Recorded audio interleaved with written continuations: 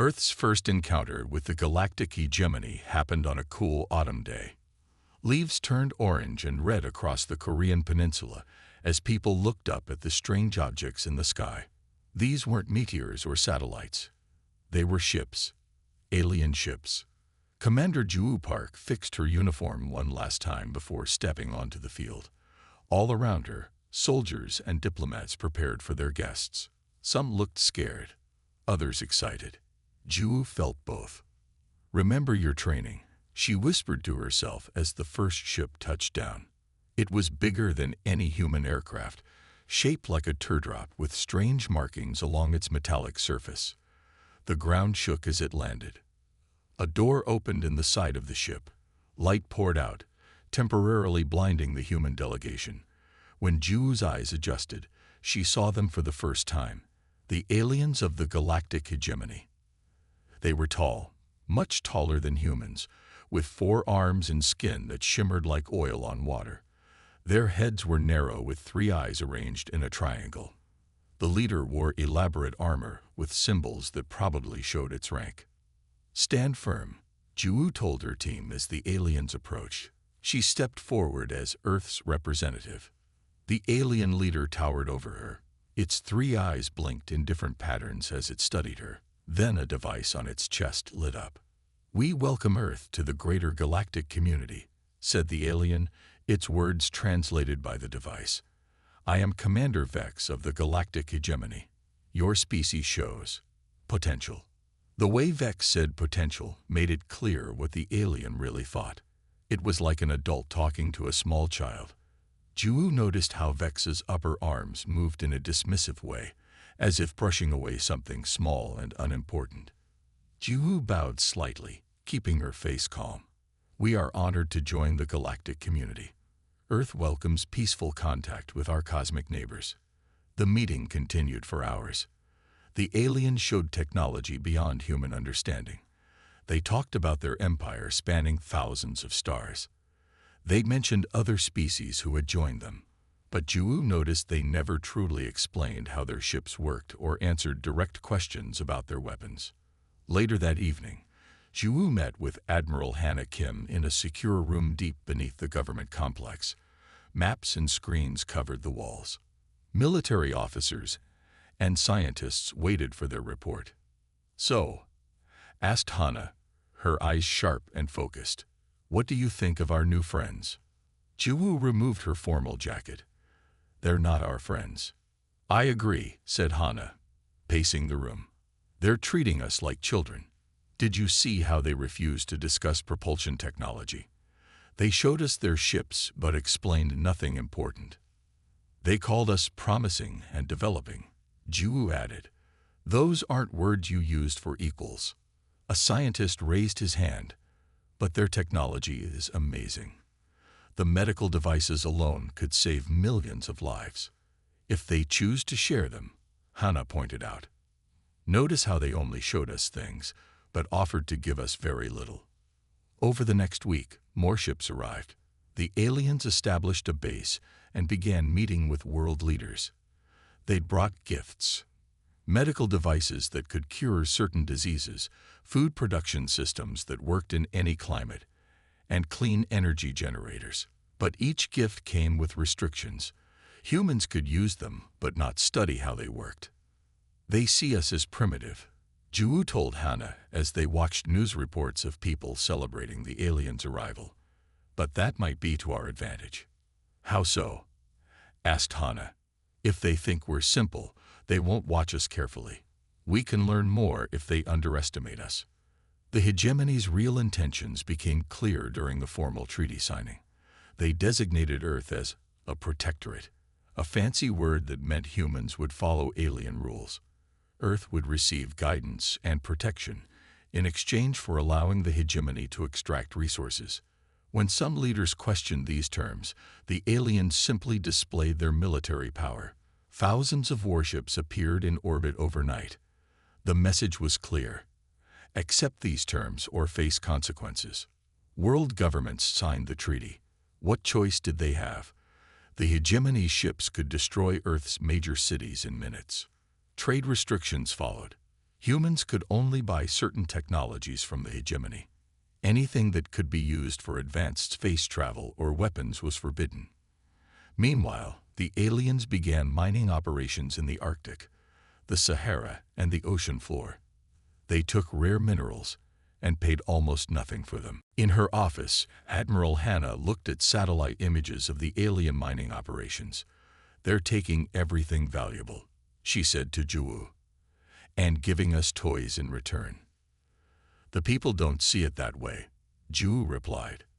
"The medical technology has eliminated cancer. Their food systems have ended hunger in many regions. People worship them." "For now," said Hannah. "But what happens when they've taken everything they want? Will they still be so generous?" Jumu looked out the window at the alien ship hovering over the city. It cast a shadow that seemed too dark, too permanent. "We need to prepare," she said quietly. "Not for war. We can't win that. But we need to learn, to understand their technology, to be ready." Hannah nodded slowly. "I've already started a program. Very secret. We're collecting every piece of alien technology we can find, studying it, learning." "Is that enough?" asked Juwu. "It has to be," Hannah answered. "For now, we smile and bow and play the good protectorate. We let them think we're simple and grateful. Meanwhile, we get stronger." Outside, people gathered to watch the alien ships, pointing and taking pictures. They didn't see the invisible chains being placed around their world. They didn't understand that in the vastness of space, the strong ruled and the weak served. Earth had just become the newest servant of the galactic hegemony.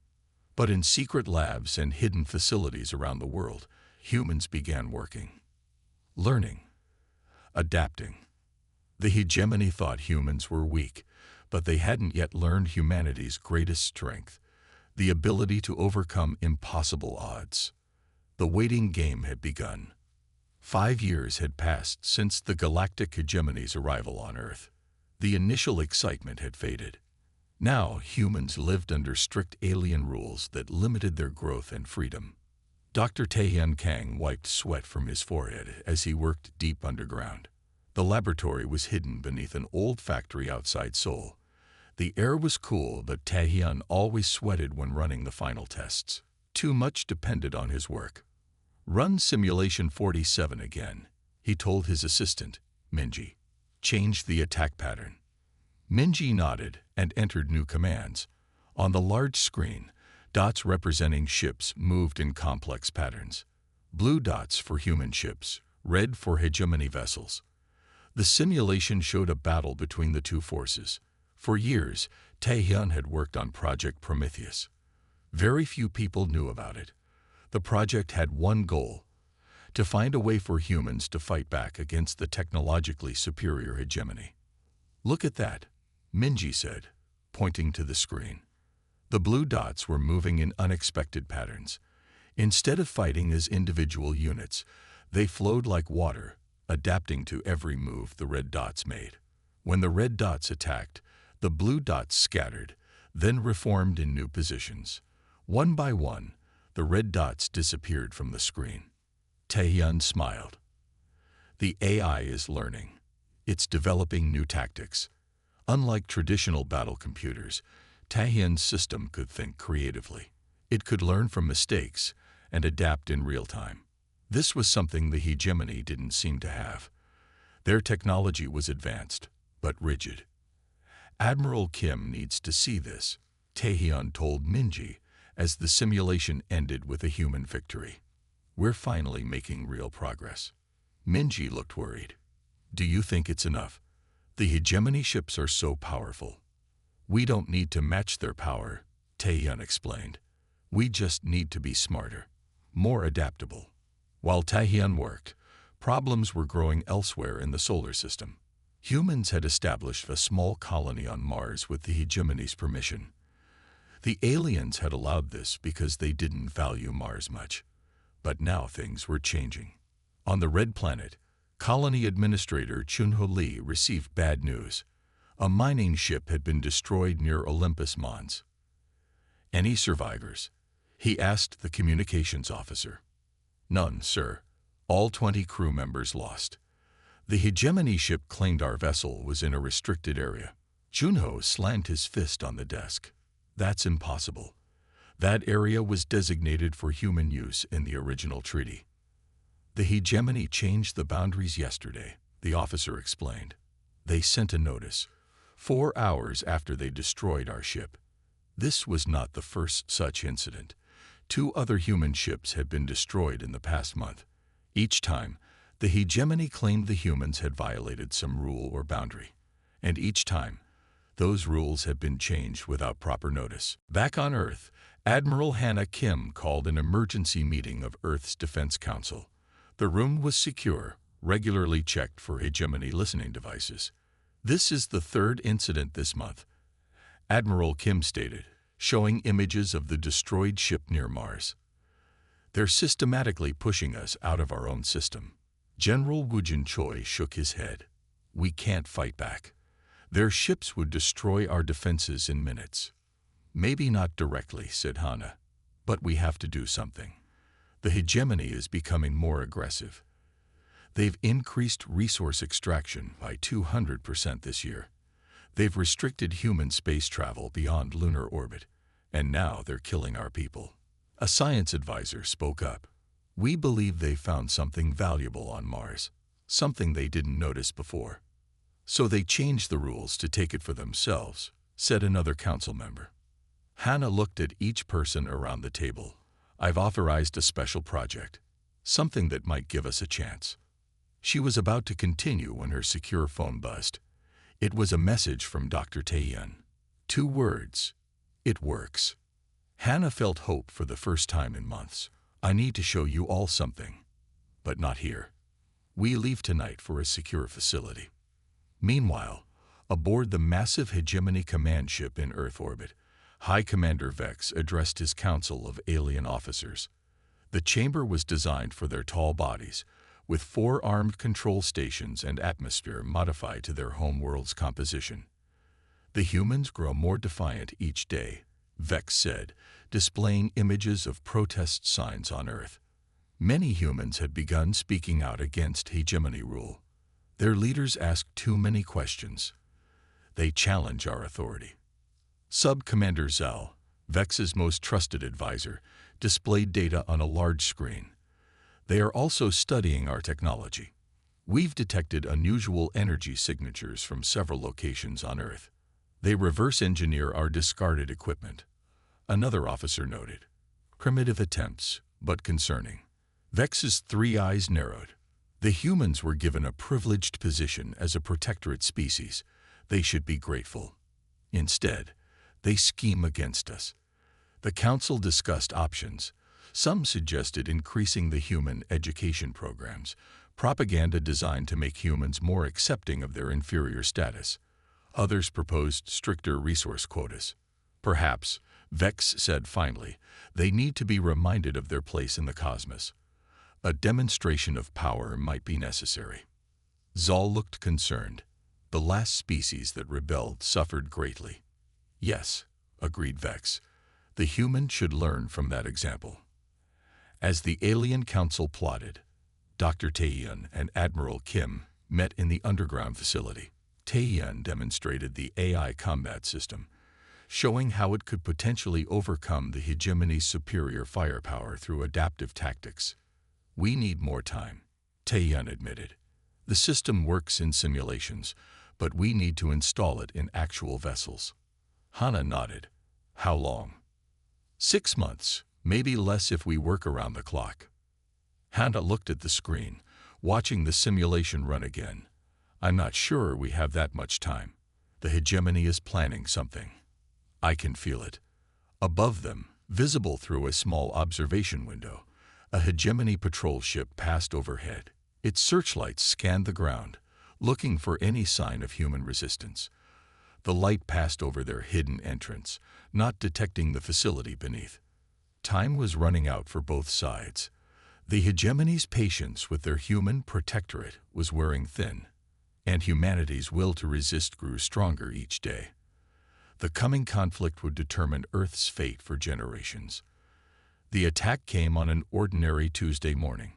No warnings, no demands, just sudden violence from the skies. Commander Doyen Choi was drinking coffee on Orbital Defense Station Alpha when the alarms blared. He spilled the hot liquid on his uniform as he rushed to the command center. "Report," he shouted, wiping at the stain. "Multiple hegemony warships appearing near lunar orbit," said the sensor officer, her face pale. "Hundreds of them, sir." Doyen didn't believe it at first. The hegemony had always maintained a strong presence around Earth, but this was different. The main screen showed warship after warship appearing seemingly out of nowhere as they dropped out of hyperspace. These weren't the usual patrol vessels. These were capital ships, planet killers, alert Earth command, battle stations, power-up defensive systems. But even as he gave the orders, Doyen knew it was hopeless. Humanity had built 12 orbital defense platforms, their pride and achievement under strict hegemony limitations. The aliens had allowed these defenses as a supposed gesture of trust. Now Doyen understood why. The platforms were nothing compared to what the hegemony had brought to bear. The first shots fired across space. Brilliant beams of energy from the alien ships struck the nearest platform. It didn't just damage the station, it cut through it like paper. The platform exploded in a silent flash. "Return fire," Doyen ordered. Alpha Station's weapons activated, sending missiles and energy pulses toward the nearest hegemony vessels. Most of the shots were absorbed by energy shields. The few that got through barely scratched the alien hulls. "They're targeting all stations simultaneously," reported his tactical officer. On the screen, Doyen watched as platforms Gamma and Epsilon were hit. Epsilon broke apart immediately. Gamma burned, atmosphere venting from multiple breaches. "Get me Admiral Kim," Doyen demanded. The communications officer shook her head. "All deep space communications are being jammed. We can only talk to the other stations and Earth directly." Another hit rocked Alpha Station. The lights flickered. Emergency alerts sounded throughout the structure. "Hull breach on levels 3 through 5. We're venting atmosphere." Doyen grabbed the station-wide communication system. All non-essential personnel to escape pods now. He knew most wouldn't make it. The hegemony ships were targeting anything that tried to leave the stations. But they had to try. More explosions. The main power failed, emergency lights casting the command center in an eerie red glow. "Life support is failing," reported the systems officer, her voice remarkably calm given the circumstances. Doyen opened a channel to the other stations still functioning. "This is Commander Choi. We can't hold them. Evacuate all personnel, if possible." Another hit, bigger than before. Doyen was thrown across the command center. When he pushed himself up, half the room was gone. Exposed to the vacuum of space, an emergency force field had activated, but it was flickering, unstable. The remaining officers were either dead or rushing to escape pods. Doyen dragged himself to the communications panel. It was still working. "Earth Command, this is Alpha Station. We failed. They're too strong. The platforms are lost. Prepare for." The force field failed. The last of the air rushed out into space. Doyen felt the cold emptiness take him as Alpha Station broke apart around him. On Earth, people watched in horror as their orbital defenses were systematically destroyed. Military bases attempted to launch spacecraft, but these too were quickly eliminated. Within 3 hours, every human-made object in orbit larger than a basketball had been destroyed. In the underground command center beneath Seoul, Earth's leaders gathered in emergency session. On screens around them, hegemony ships took position above every major city on the planet. "They're broadcasting a message," said a communications officer. The main screen showed Commander Vex, the hegemony leader who had first come to Earth 5 years ago. "People of Earth," Vex said, his translated voice cold and emotionless. "Your species has shown ingratitude for our guidance. You have attempted to develop forbidden technologies. You have questioned your rightful place in the cosmic order. This rebellion ends now."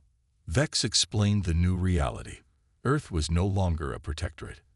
It was now a subject world. Hegemony forces would occupy all major cities. Resources would be extracted as the hegemony saw fit. Any resistance would be met with immediate destruction of the nearest population center. To demonstrate our resolve, Vex continued, "Observe." The screen showed a hegemony warship firing on an uninhabited island in the Pacific. The beam struck with terrible power. When the light faded, the island was simply gone, vaporized completely. "You have 1 hour to surrender formally," Vex concluded. The Earth leaders argued briefly, but there was really no choice. They surrendered. Within days, hegemony troops landed in cities worldwide. They were even taller and stronger than the diplomatic representatives humans had met before. These were soldiers, with multiple arms carrying advanced weapons. They set up command centers in government buildings and began imposing strict curfews and travel restrictions. But not everyone accepted defeat. Admiral Hannah Kim had anticipated this possibility. When the attack began, she was aboard her experimental vessel, the Defiance. Unlike the orbital platforms, the Defiance was hidden. Disguised as a small research station in high Earth orbit, its true capabilities were unknown to the hegemony. As the attack unfolded, Hannah gave the order, "All hands, prepare for emergency jump." The Defiance and 5 smaller vessels activated their engines. Engines built using Dr. Tayyan's reverse-engineered hegemony technology combined with human innovation. These weren't supposed to exist. Humans weren't supposed to have hyperspace capability. "The hegemony ships have detected us," reported her pilot. "They're locking weapons. Jump now," Hannah ordered. The stars blurred around them as the small fleet of human ships vanished into hyperspace, escaping just as hegemony weapons fired at their previous position. When they emerged from hyperspace, they were deep in the asteroid belt between Mars and Jupiter. Here, hidden among thousands of floating rocks, was humanity's secret base, Sanctuary. As her ships docked inside a hollowed-out asteroid, Hannah addressed her crew on the Defiance. "Today we lost a battle," she said, her voice firm despite the weight of what had happened. "Earth is occupied. Our defenses are destroyed. Many brave people died trying to protect our world." She paused, looking at the determined faces around her. "But this war is not over. The hegemony thinks they've won. They think humans will accept defeat and servitude. They think we're beaten." Hannah's expression hardened. "They think we're defeated," she told her crew. "But they don't understand humans yet. They don't understand that we fight hardest when things seem hopeless. They don't understand that our greatest strength isn't in our weapons or our technology. It's in our will to be free."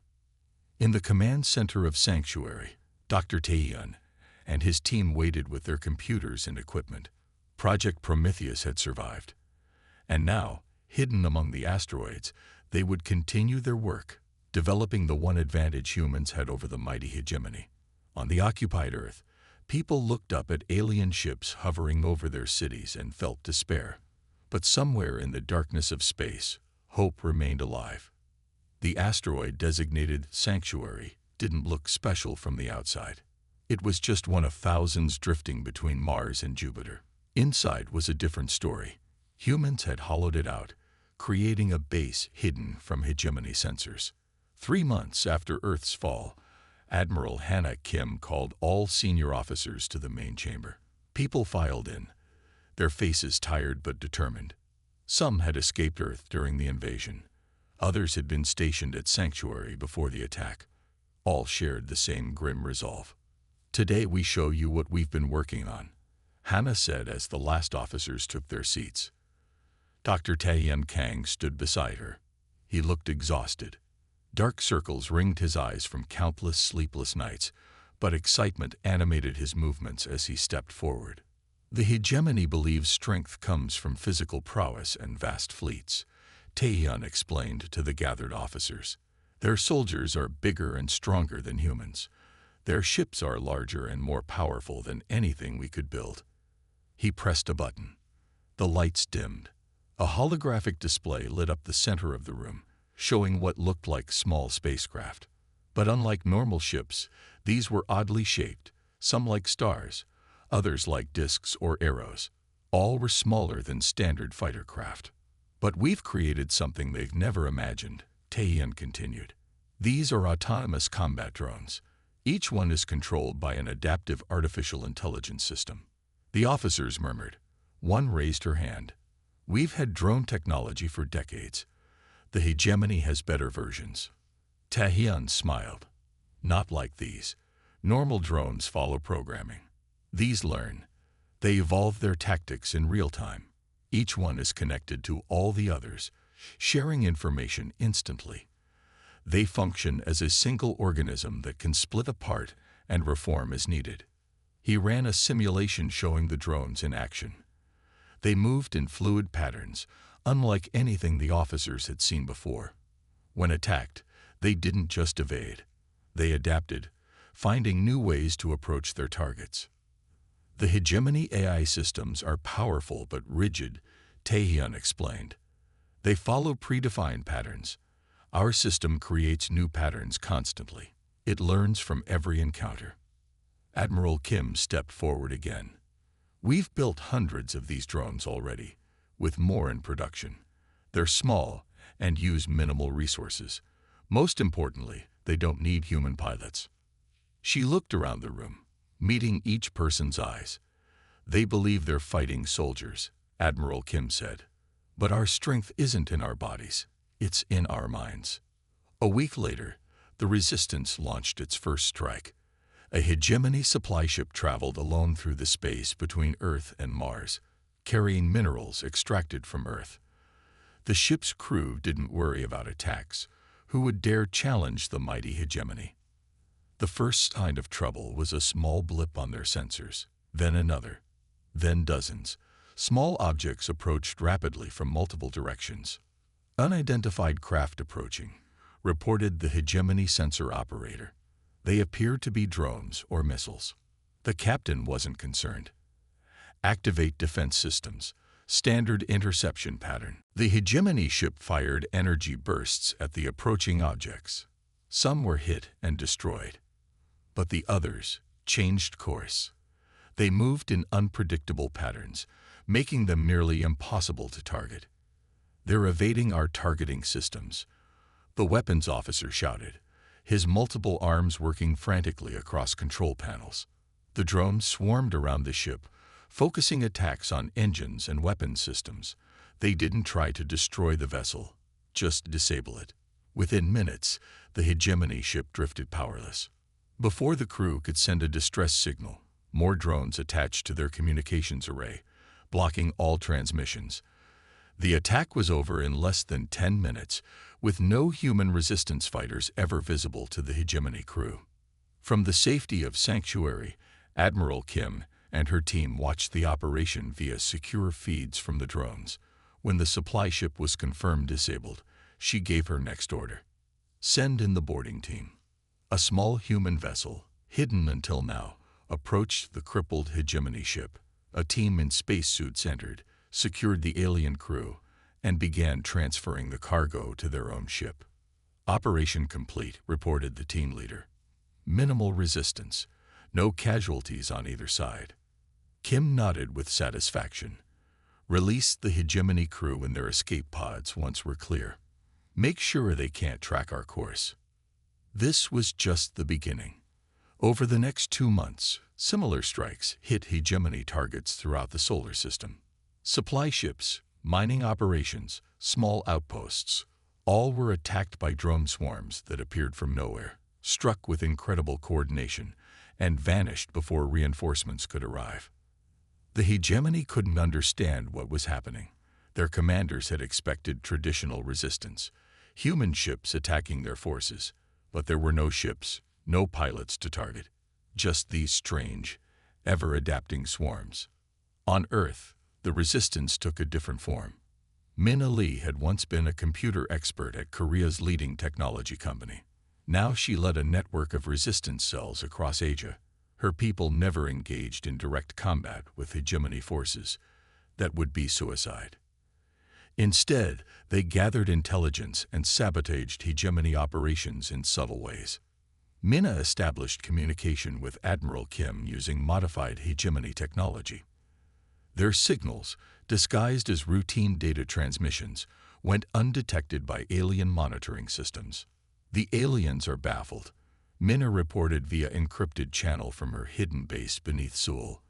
They can't comprehend fighting an enemy that isn't physically present. They're used to facing opponents face to face. Their entire culture is built around physical dominance. In her underground room, surrounded by stolen alien technology and human computers, Minna smiled at the irony. The mighty hegemony, with all their physical strength and advanced weapons, were being defeated by opponents they couldn't even see. Their patrols have increased, she continued her report. They're searching for resistance bases, but they're looking in the wrong places. They expect us to have big installations, weapons caches.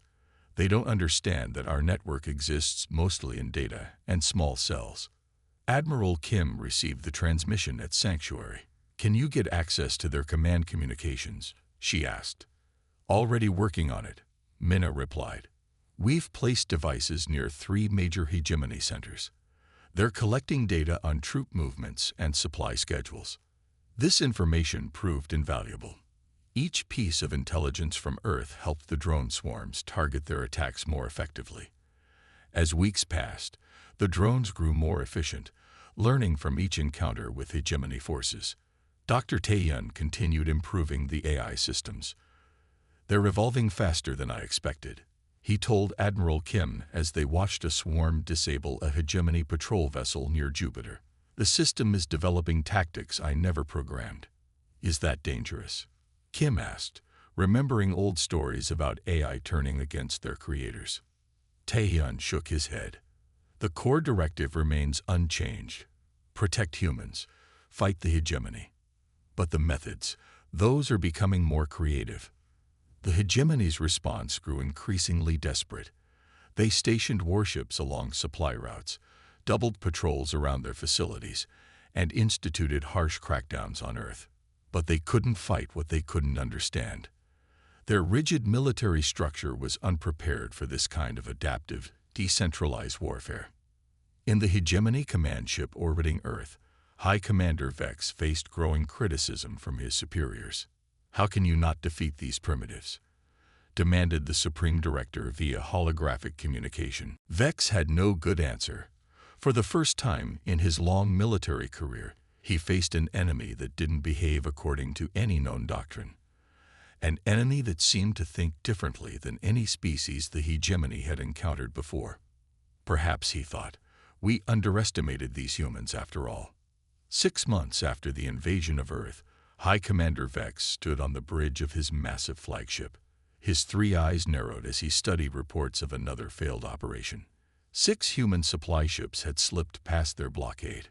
2 more hegemony outposts had been disabled by the strange drone swarms. Enough, Vex said, his voice cold with anger.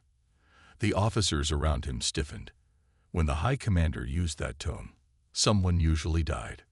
Contact High Command, Vex ordered. Tell them I require the Grand Armada. Even his senior officers looked shocked.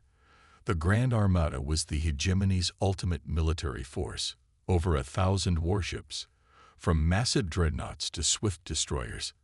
It had only been fully assembled 3 times in hegemony history, each time to crush major rebellions. For these humans, questioned Sub-Commander Zal carefully. Is that not excessive? Vex turned all 3 eyes toward Zal. These humans have destroyed 37 ships. They have disrupted supply lines across the system. They make the hegemony look weak. He stepped closer to Zal. Do you suggest we continue to look weak? Zal lowered his head in submission. No, High Commander. 2 weeks later, space near Jupiter filled with hegemony warships. They arrived in waves, hundreds of vessels dropping out of hyperspace. Each ship was a masterpiece of alien engineering, huge, powerful, and bristling with weapons. Together, they formed a fleet that could destroy entire worlds. On the command deck of his flagship, now at the center of this enormous fleet, Vex addressed his officers. After today, Humanity will understand true power, he announced. We will find their hidden base. We will destroy every last vessel they possess. Survivors will be made examples for all who might consider defying the hegemony. The armada formed into attack formation. A great arrowhead of destruction pointed toward the asteroid belt. Intelligence suggested the human resistance was hiding there, among the countless floating rocks. Begin advance, Vex ordered. The massive fleet moved forward in perfect unison, a testimony to hegemony discipline and coordination. Deep inside Sanctuary, Admiral Hannah Kim received the news she had been expecting. The Grand Armada has arrived, reported her sensor officer. Over 1,000 ships near Jupiter. They're moving toward the belt. The command center fell silent. Everyone knew what this meant. The hegemony had committed its supreme military force to crushing them. Dr. Taeyeon looked pale but determined. The AI system is ready. All drones are operational. Hannah nodded. She looked around at the faces watching her. Scientists, soldiers, engineers. People who had worked day and night preparing for this moment. This was always the plan, she reminded them. Draw them in. Make them commit their full force. Show them the truth about human ingenuity. She pressed the communication button that connected her to every resistance cell in the solar system. All units, commence Operation Thunderbolt. Throughout the solar system, hidden compartments opened in asteroids. Secret hangars on abandoned moons activated. Even on Earth, resistance cells launched their part of the plan. Thousands of unmanned vessels emerged simultaneously. They weren't large or imposing like hegemony ships. These were smaller, faster, and each controlled by the evolved AI system that had learned from every previous encounter. The swarms approached the hegemony fleet from all directions. There was no central formation, no obvious pattern to their approach. Each drone acted as part of a greater whole while maintaining individual initiative. On his flagship, Vex watched with initial confidence as his sensors detected the approaching human forces. Primitive drones, he said dismissively. All ships, standard defense pattern. Eliminate these annoyances. The hegemony ships fired in coordinated volleys, energy weapons, and projectiles streaming toward the incoming swarms. Some drones were hit and destroyed, but most adapted instantly, changing course in ways that baffled hegemony targeting systems. They're evading our targeting locks, reported the weapons officer, confusion in his voice. Impossible, Vex responded. Adjust to pattern Delta 7. The hegemony ships shifted their formation, following standard battle doctrine. The problem was, the drones immediately adapted to this new pattern. They flowed around the larger ships like water around rocks, targeting engines, weapons, and communication systems with precise strikes. Multiple ships reporting systems failures, said Vex's communications officer. The drones are penetrating our defensive screens. Vex couldn't believe what he was seeing.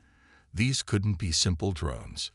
The way they moved, adapted, worked together, it was unlike anything in hegemony records. Order all ships to maintain formation, he commanded. Focus fire on Sector 4. But the rigid hegemony command structure was becoming its greatest weakness. Captains waited for orders instead of adapting. Ships maintained formations, even when those formations no longer made sense.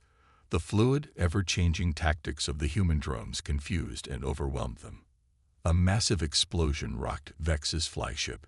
Shield generators 1 through 5 are down, reported an officer, panic in his voice.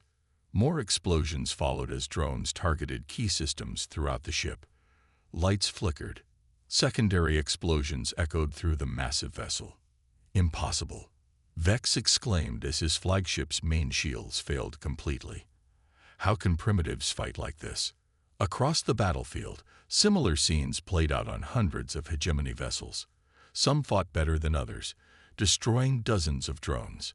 But for every drone destroyed, more adapted and found new ways to attack. Within hours, half the Grand Armada was disabled or destroyed. The remaining ships, seeing the battle was lost, attempted to retreat. But the drone swarms had anticipated this, cutting off escape routes and disabling hyperspace engines with targeted strikes. On the bridge of his crippled flagship, Vex received the unthinkable, a communication request from a human. "Put it through," he ordered, his voice tight with fury. Admiral Hannah Kim's face appeared on the main screen.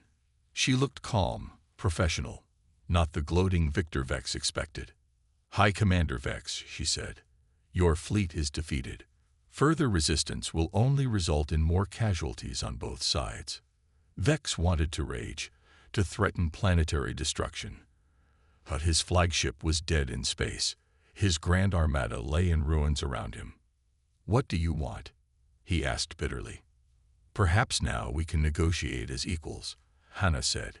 "Humans may not have your physical strength or your technological head start, but we understand something you don't. True adaptability comes from the mind, not brute force." She leaned closer to the screen. "We don't want to destroy the hegemony. We want to live in peace, as true partners in the galaxy, not as servants." Vex looked around at his damaged bridge, at officers waiting for his decision, at screens showing his defeated fleet. "The hegemony does not negotiate with lesser species," he said, but his voice lacked conviction. "Then the hegemony will fall," Hannah replied simply. "Not today, perhaps, but eventually, because you can't adapt. Today was just one fleet. We can build more drones, better ones. The AI learns with every encounter." Deep down, Vex knew she was right. For the first time in centuries, the hegemony had met a species that fought differently, that thought differently, that adapted faster than they could. "I will convey your terms to High Command," Vex said finally. As the remains of the once proud hegemony fleet surrendered, a new chapter in galactic relations began. The humans controlled Earth again within weeks. The hegemony, shocked by the defeat of their Grand Armada, agreed to recognize Earth's independence. 1 year later, Admiral Hannah Kim stood beside Dr. Taehyun as the first official human embassy opened on the hegemony homeworld. Representatives from dozens of species attended, many secretly pleased to see the mighty hegemony humbled. "They still don't fully understand what happened," Taehyun said quietly. "They think it was just clever technology." Hannah watched as former High Commander Vex approached them. He had been assigned as liaison to the humans, a punishment and an opportunity to learn from his defeat. "They'll learn," Hannah replied. "The greatest strength isn't size or power or even technology. It's the ability to adapt, to think differently when faced with new challenges." Vex bowed stiffly to the human representatives. The hegemony would never make the same mistake again. Humanity would never again be underestimated in the cosmos. The end.